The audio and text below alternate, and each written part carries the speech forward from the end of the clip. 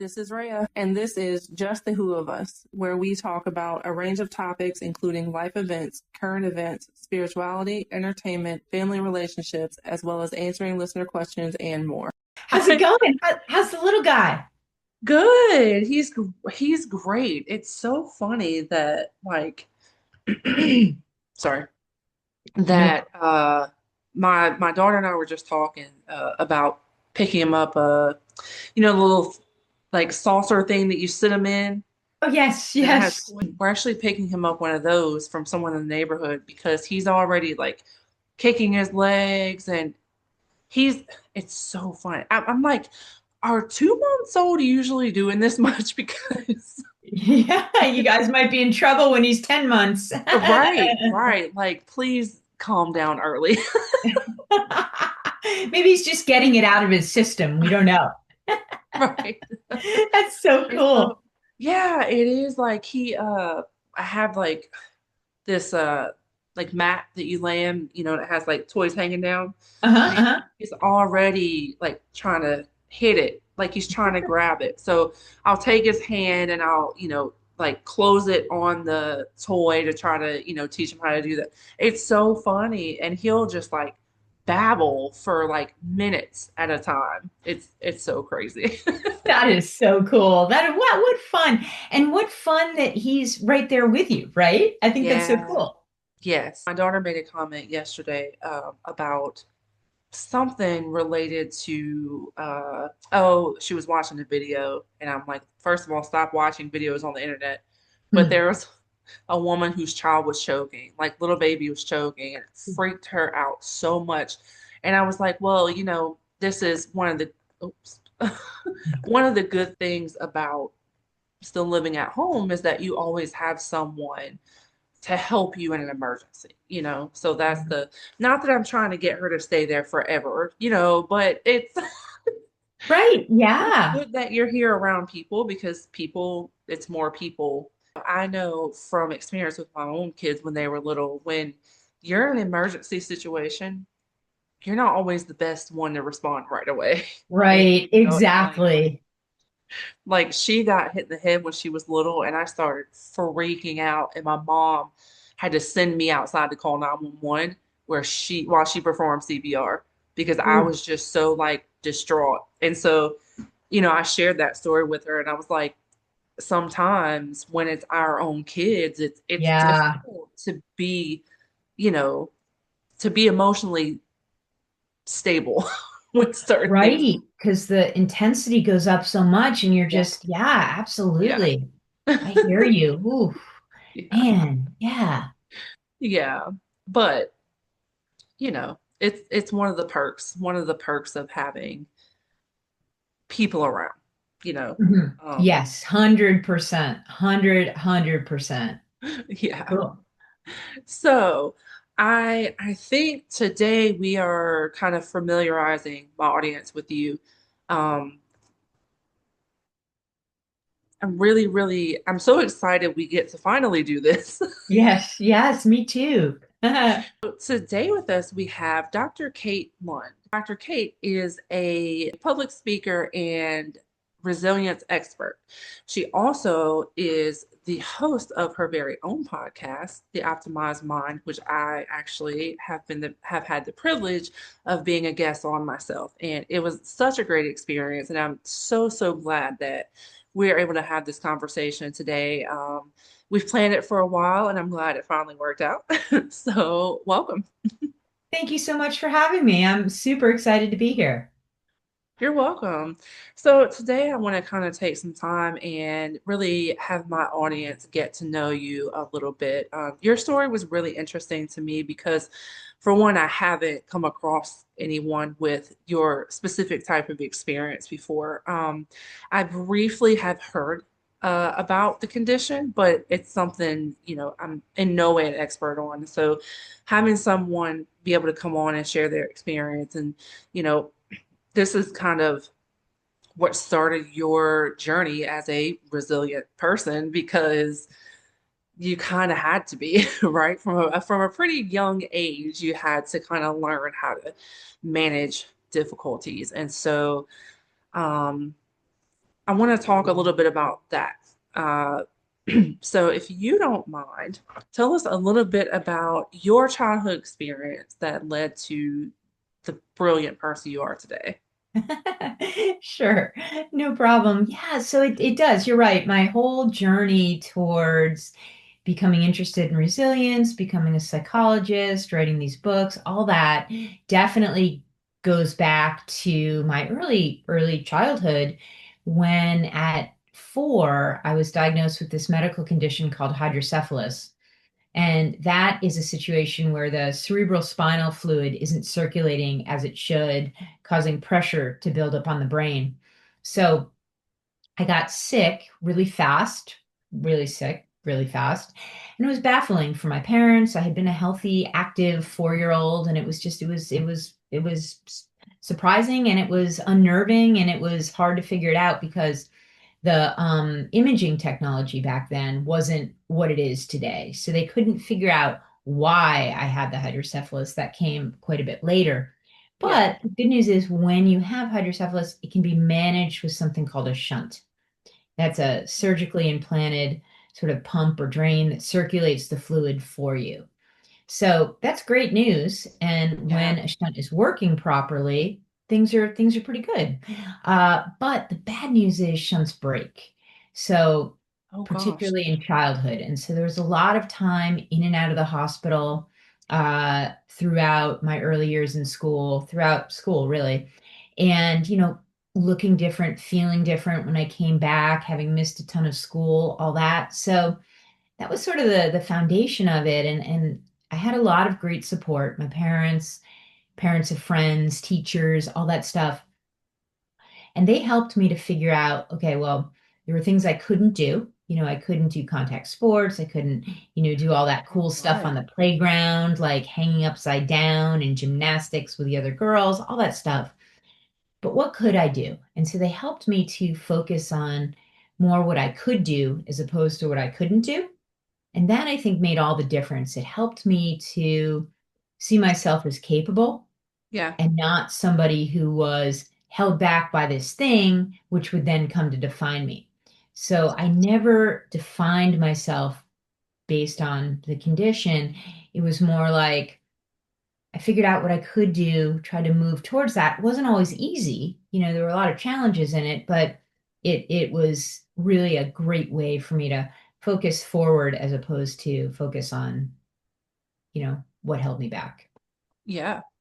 That's amazing. And it's amazing at such a young age because this is something that, you wouldn't have had well into your adulthood to figure out because it's something that you started experiencing very young. So to have to not only go through something like that to figure it out and to have to learn how to manage it and manage all the things that kind of come with it, especially in school and puberty is already a hard time, socialization and all these things to have to kind of manage and understand how to manage a little differently at such a young age is quite amazing.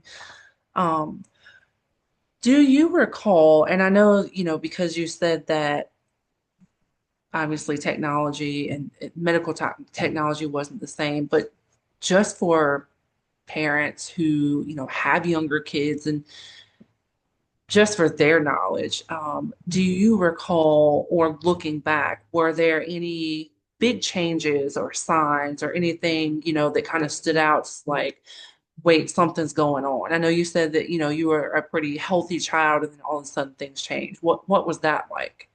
Yeah, so I was 4, so I didn't kind of see it coming per se, but Right, when this pressure in the brain builds up to the point that it had with me at that point, you get really bad headaches, you throw up uncontrollably, usually in the middle of the night because when you're lying down, the pressure builds up even more. And so right. I would say things like my forehead hurts and I would throw up. So it was a 4-year-old's way of saying I have a headache, I don't feel well. So that was kind of what was happening. And so obviously I can't remember exactly at 4 how I was experiencing that, sort of how I was trying to make sense of it, Right. but I'm sure that I was um kind of shut down a little bit by it. I was just kind of grappling with what was and trying to do the best I could within that context. I think it Yeah. was more my parents had the anxiety piece and the not knowing and the all of that. Yeah. But yeah, I know that it was really hard for all of us. Yeah, it's at that kind of age. Obviously, I'd never say it's better for kids to go through certain things at a young age, right? But there's certain things that it's kind of, mm, I don't know the word to use. Not lucky, not, like it's Hmm. like with circumcisions or, certain medical procedures. You want the younger, the less likely to have kind of this permanent damage from it, Right. if that makes sense. Right. And yeah, like those one-time things that happen, absolutely, that's true. And at 4, that was sort of the beginning. I mean, so shunts break, which is unfortunate. So many different revisions and surgeries and, all of that.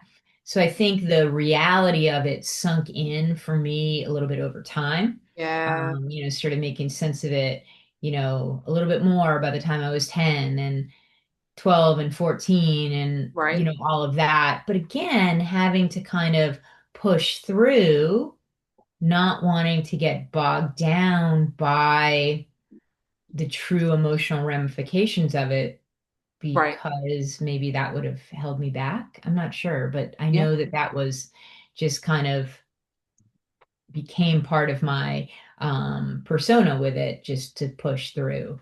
Maybe not the best thing always, but then you make more sense of it in adulthood and as time goes on. So yeah, it's a process when there's something like this for sure. yeah, yeah. What piece of advice, sorry, the shirt is not working with me today. What piece of advice would you give parents when it comes to facing challenges like this with health in children when they're small? Because as parents, we briefly had a personal conversation about when we go through things in reaction to something happening to our own children. A lot of times it can be Mhm. very difficult to control our emotions or manage or navigate our emotions and our responses. And you know in the focus of resilience, what is something that, some advice that you could give parents is when we go through these things? I fortunately have not experienced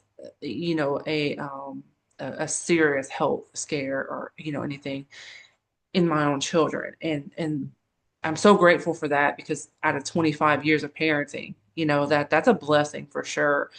Yes. And so but what kind of advice would you give to parents who are kind of facing a difficult time, whether it may be specifically health, but health, behavior, anything that's kind of like can be easy to kind of get lost in the scare of it? Yeah, absolutely. That's such a good question, observation. So they're just kind of a parallel process that we have to go through as parents when we're in that type of a situation. First Yeah. thing is we have to try to optimize our own sense of well-being so that we can show up robustly and fully for our kid in whatever situation they're in. So we have to understand ourselves well enough to figure out how to optimize our well-being within the context of this very difficult situation. So we have to optimize it in a way that's good enough, knowing that, if this wasn't going on, maybe optimal would look different, but optimal within the context of what's happening. And then we want to, you know, obviously show up for our kid fully in this situation, but we want to then see our child for more than the challenge, more than the diagnosis, more than the behavioral issue that might be going on. Whatever it is, we don't want to define our child based on that thing. We want to be able to see the possibilities for them on the other side of whatever that challenge is. And this is a process. I mean, it doesn't happen like the minute a diagnosis happens. And it doesn't happen Right. like right away, but it's Yeah. sort of a longer term lens that we want to be looking through because if our child has, let's use ADHD as an example. ADHD. If we're saying, well, my kid can't do this thing because of their ADHD, my Right. kid will never be able to do X, Y, and Z because of it. We want to try to flip that script and think, yeah, this is a challenge. This has to be managed. We have to figure out how to do that. Hmm. But my child is going to be capable beyond this. My child will accomplish so much beyond this based on, who are they? What are their strengths? What are their aptitudes, passions, all of that. So those are the two things I would say to parents about this kind of thing. The, first of all, those are really amazing and thought-provoking answers. It kind of makes me think about my own experiences in parenting. And sometimes, and this is me speaking on like a very current situation, but sometimes it can be so difficult to see into the future, Mhm. especially when there's been a behavior or even an illness or something that feels like it's just been going on forever. It's really important to kind of take things as they come, and I completely agree, and not just kind of get stuck on, okay, this is what it is and this is what it always will be. Mhm. Because for one, we know that kids' brains are forever constantly developing. They're Mhm. consistently impacted by not only their insides, but the world around them too, right? Mhm. And which kind of goes back to what you mentioned for parents kind of taking a look, just kind of, taking a look at myself. What am I doing? What can I do differently? Sometimes how can I change my perspective? Mhm. It's something that I've had to really focus on with my youngest child because we Mhm. have a very very difficult situation Mhm. that's been going on for a while. And, I went through a period of kind of like, oh, I guess this is forever, and then I had to, okay, but what can I do? What can I do differently? I can take parenting classes, I can do this. It may be what can I do differently? How can I educate myself? Because as we know, education is key. And Mhm. there are a lot of times in parenting that it can feel like, okay, well, no matter what I do is not going to change this other person, this small person. But Mhm. that's so not true, and especially maybe for first time parents who might be listening, it's so not true. This doesn't have to be forever, whether it be the illness, whether it be, the behavior, whether it, whatever the case may be. Mhm. And finding support is always very, very important.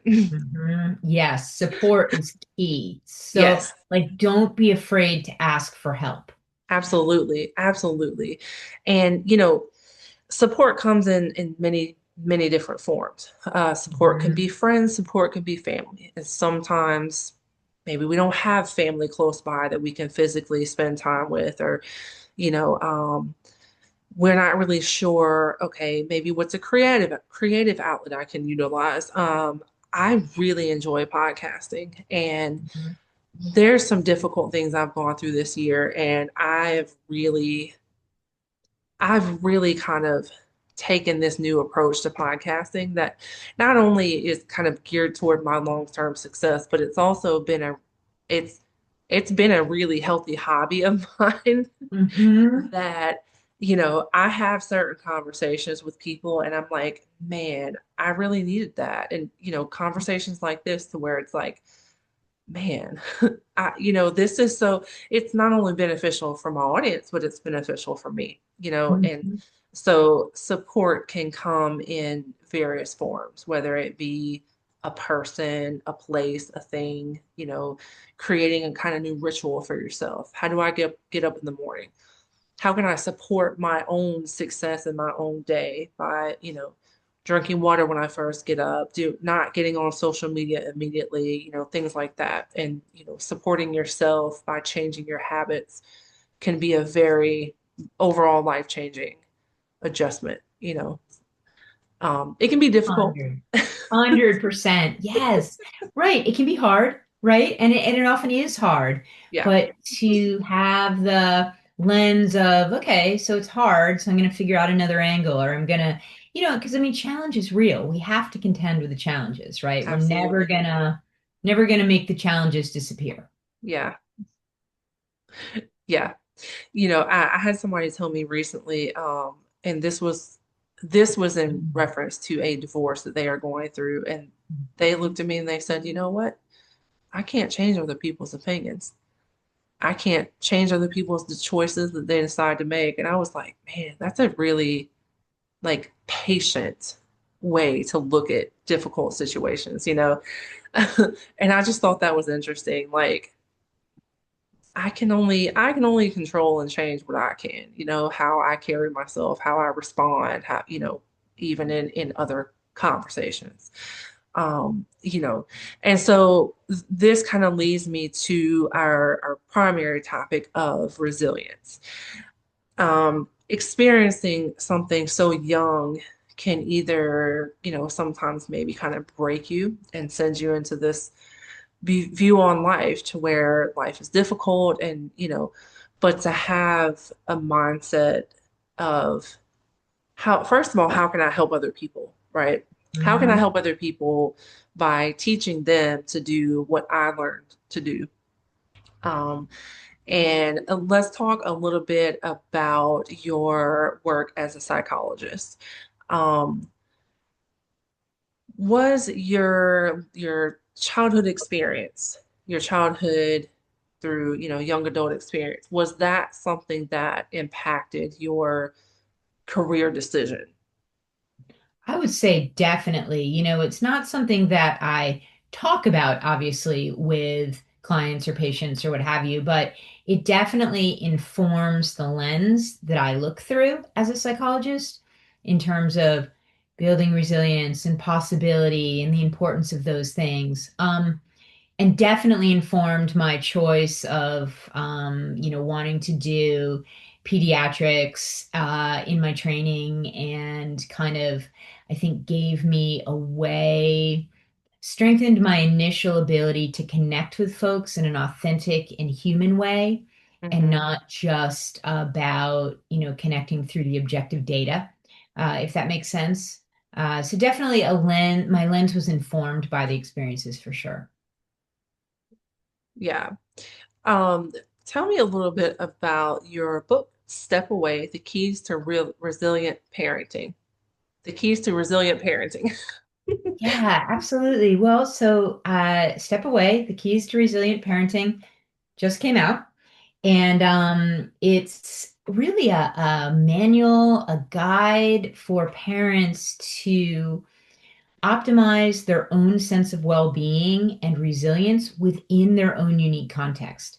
And there's no one size fits all, right? It's going to look Right. different for all of us based on experiences, kind of the direction we're coming to things from, strengths, aptitudes, relative challenges, all of it. So the book kind of provides some baseline tools, strategies for parents to build a foundation of resilience. It talks about managing your stress response in an adequate way so that you're starting the day level and you're not starting in an escalated place such that when a challenge inevitably hits, you shut down. So we talk a lot about that.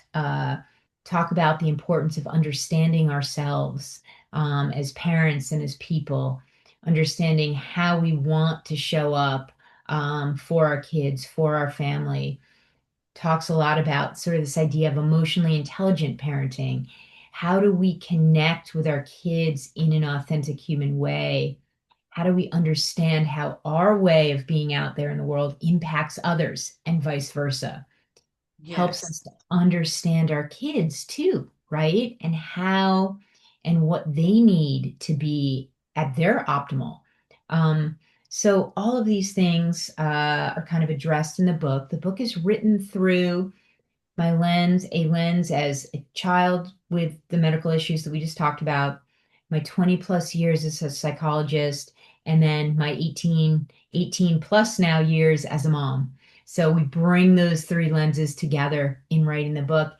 And then finally, all of the main points are highlighted and reinforced through composite case studies. Nice, nice. So excuse me, as a mother, um, do you, do you primarily focus on parenting, parents or not parenting parents, but your in your psychology practice, do you primarily focus on parents and child rearing, or are you kind of a just whatever the need of the client is? Yeah, it's mostly whatever the need of the client is. But I find that most of my clients are parents, Hmm. and they might be struggling with an aspect within themselves that they want to kind of strengthen and shift. Sometimes there'll be a component where the parent is trying to help the child, build resilience, move through challenge, kind of help optimize the child. So it Yeah. really depends, but a lot of the work these days centers with the parents. That's interesting. I was just curious because I feel like a lot, as parents, we often draw in other parents, kind of, or other parents are kind of drawn to us. Like once you find out someone is a parent, like that's kind of Mhm. what you want to talk about. Right? I know. Um, let's talk about, well, first of all, one thing you mentioned was emotional intelligence, and that's something that, like I said, I've been a parent for 25 years, and maybe the last 5 plus years, I've really been trying to focus on emotional intelligence, and that, is not as long as I should have been doing it. But becoming a mother at 14, you kind of don't really grow as quickly as you should as a parent sometimes, and sometimes it kind of forces you to grow a little bit quicker. But for Right. me, I felt myself growing in certain areas, but when it came to things like emotional intelligence, it kind of took me a while to get there. Um, Mhm. and part of it is because I honestly didn't even deal with my own trauma until I was in my 30s, and that can really set you back in your emotional intelligence level as well when you're constantly fighting through your own things and not navigating through them. Emotional intelligence is not necessarily at the forefront of your mind, and then when that's not at the forefront of your mind, it's not the forefront of your parenting. It's not what you're trying to teach your children because it's not what you're focused on. um, and so really, it wasn't really until I started studying for psychology Mhm. that I was like, oh my gosh, like you have this kind of newfound information. You're like, things make so much sense now. Like I understand the brain a lot more, and I understand chemicals and I understand, all these things. It's just like when we think of the mind, we don't think of the actual physical brain and the actual physical things that happen when you experience trauma or even just naturally growing up, all the changes we experience within our physical brain.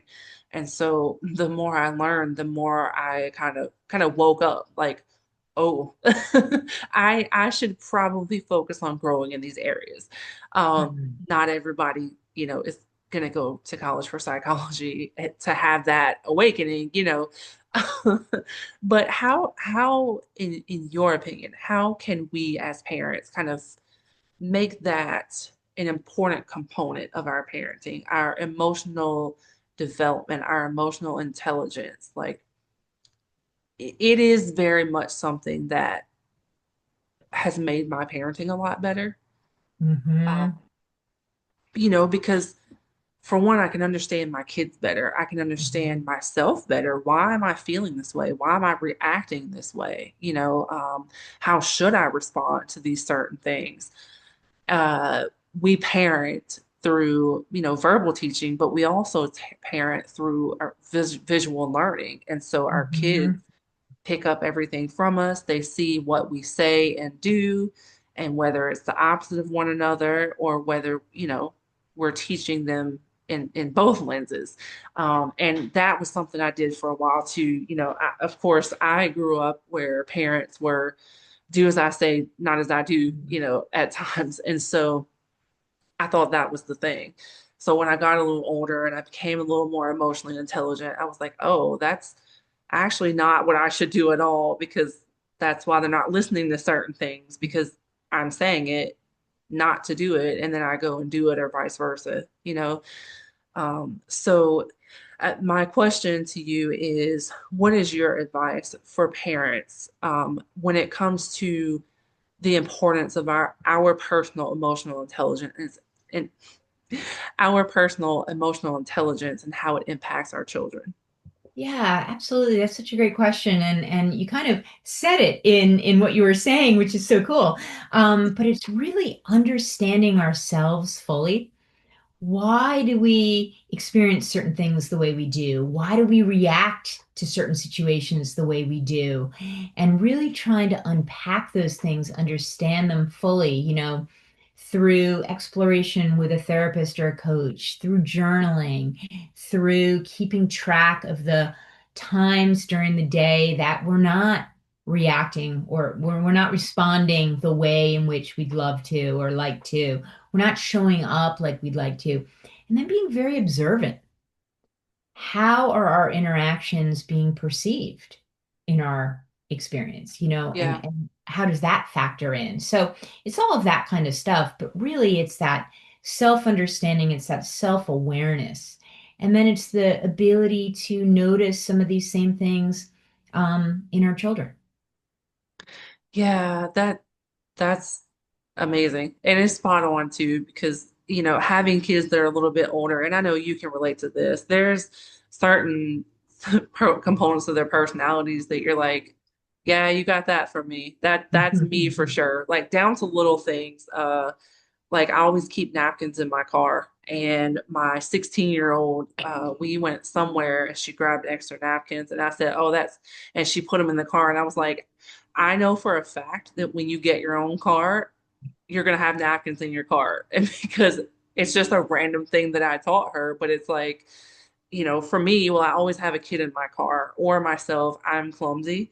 So, or someone needs to blow their nose or anything, napkins can fix all kind of problems. So, but then there's like the personality aspects of, oh, they get frustrated really easy. Yeah, they got that from me. That's the kind of situation I get easily frustrated in. And it can be good things, it can be unhealthy things, components of their lifestyle. I used to be super, super messy when I was younger, and the Mm. child that I had at 14, his room looks like how my room used to look and I'm like, it's one of those things that you certainly got from me. And it's not all Mhm. bad, like the napkin thing, that's being prepared. I'm proud of you, like it's not necessarily all bad, but there are, they pick up little things from us. And so it really is kind of best the earlier you can to focus on this kind of, okay, what can I do to change the things about myself that are going to potentially negatively impact my children? Exactly, 100%. And to know, to be able to identify what those things are. Yeah, yeah, Yeah. yeah, absolutely. Yeah. Because that's imperative. Like to have that self-awareness to say, Mhm. okay, you know what, maybe I shouldn't do this. uh and sometimes it takes a toddler repeating it, like hearing your toddler exclaim, "Oh shit," or something. You're like, Right. okay, maybe it's Yeah. time to stop cursing around them, or maybe to watch what I say more, or sometimes it's little subtle things, and sometimes it's not. you know? Yeah, precisely. To have, yeah, to recognize and then have the motivation to change it. Yeah. Yes, absolutely. And and on the topic of resilience, there are a lot of times in our life where that motivation is hard to find. Hmm.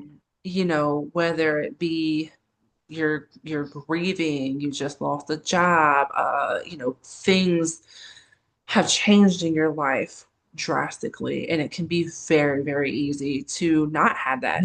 There's that mental motivation and there's that physical motivation. Well, if you Hmm. don't feel like getting up off the couch, it's kind of that emotional equivalent, that Yes. mental equivalent to I just don't have the motivation to do it, or well, I've been doing it this way for so long. I think Right. that's kind of a common too, is like, well, this is just how I am. And, and I've experienced that as a parent before as well. Like, well, that's just how I am. And, Mm.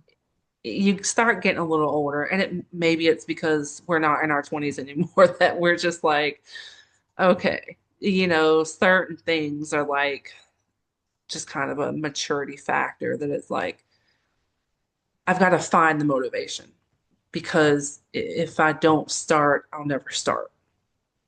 Yes. Yeah, exactly. Right. And it's being able to appreciate the small steps forward, right? It doesn't, you don't Absolutely. have to go from point A to point Z all at once. Yeah. I think sometimes folks get bogged down in that notion that it has to all happen at once. And if it Right. doesn't, why even bother? I might as well stay on the couch. And so Yeah. it's being able to appreciate the small steps forward, the small bits of progress that are going to compound over time and lead to significant change. And that becomes truly motivating. Absolutely. Yeah. Absolutely. Let's talk about your podcast really quick. The Optimized Mind. Um, Tell me what your kind of niche audience is and where Mm. that derived from. Yeah, yeah. So the niche audience for the Optimized Mind really looks at the human experience of resilience. So people are telling their stories, how they got through certain challenges, how they built certain things, all of these factors. And so it's the show is really for listeners who are interested in personal development, human development, just hearing stories that are authentic, that are real about how people accomplished, achieved things that once maybe seemed impossible, but came to Yeah. fruition. Because those types of stories are very motivating for Yes. people. And so that's who's drawn to the show.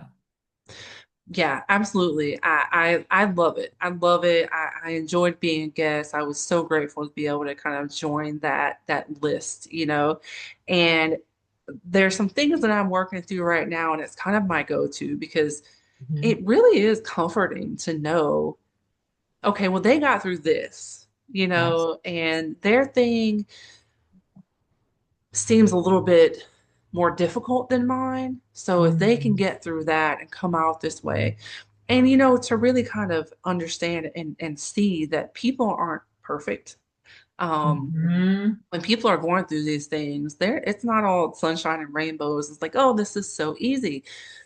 People talk about the hard parts and they talk about the Mhm. fact that, I was down for a little bit and this is how I got out of it. And it's not all just like, well, this happened to me, but it's fine. Like, Right. Yeah, it's like the real like what was it really like, and how yeah, did and it's true. It's and the thing is it's the show kind of normalizes challenge in a sense. yeah, And that I think is a comforting reality for many listeners because it's like, okay, yeah, things aren't always sunshine and roses. Things get hard, but yet it's possible to find an angle, find a direction to move through and beyond that from. right, And so I think that's a big takeaway as well.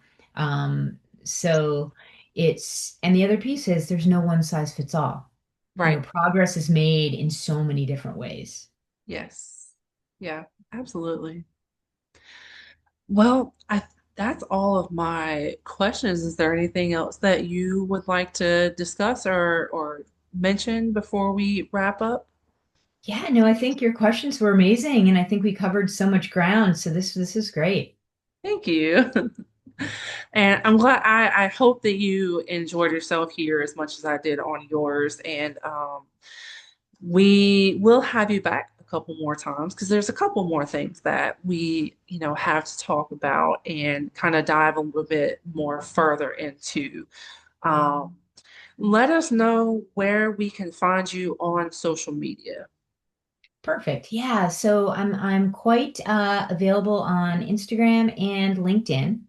Okay, So those are two great places, and then my website is good as well. www.katelundspeaks.com. perfect. And I'll put all those links in the description as well as you guys can find the link to her podcast on her website. And what all platforms is your podcast on? Just so they know that too. Really all of them. Apple, Spotify, and anywhere that one can get a podcast, it's out there. Perfect. Perfect. All right. Well, thank you so much for being here again, and I look forward to having you back on. And I appreciate the intellectual level of today's conversation. It really dove into some kind of heavy topics, but it also gave us a lot of good tips as parents and as individuals. So I really appreciate that as well, and I can't wait to see you again. Amazing. Well, thank you for having me. And yeah, I can't wait to come back. This will be great. All right, see you. Check us out on YouTube at Reah Higgs, ReahHagues. You can also keep up with us on Instagram at Just the Who Podcast.